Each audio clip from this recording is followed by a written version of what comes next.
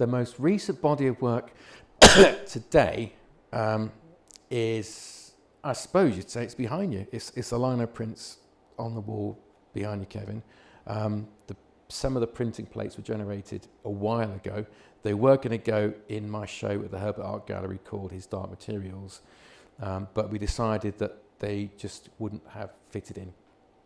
Basically, they wouldn't have worked visually amongst the other images. So basically, the linos were shelved for probably about 3 or 4 years, and I was finding it rather difficult to get back into the swing of being in the studio after becoming a dad and having responsibilities, which you know. So I decided that one way of actually getting back into producing work would be to actually go back to something which I really enjoyed doing, which nobody had ever seen. Nobody, apart from 4 or 5 people, nobody had ever seen these prints. The prints were originally generated at the university when I was doing a residency, using the printer facilities there, which are phenomenal. I recently started doing some printmaking workshops at the Herbert, some lino printmaking workshops. And in the process of doing these lino printmaking workshops, discovered a printing medium which I can use to convert oil paint to printing ink, and discovered the age-old use of a wooden spoon, which I'd neglected to think about doing.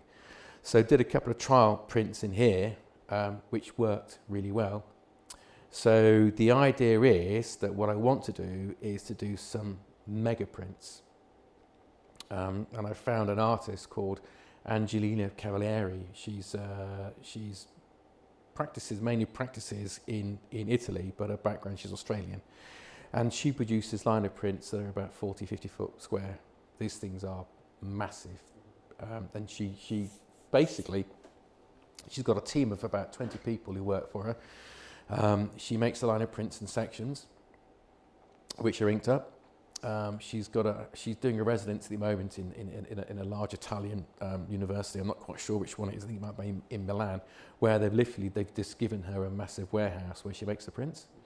And the prints are that big that she needs a cherry picker. She uses a cherry picker to go up and down and check them.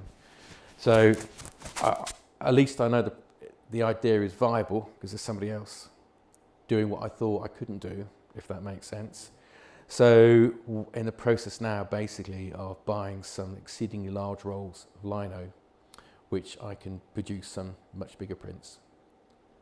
How have you practiced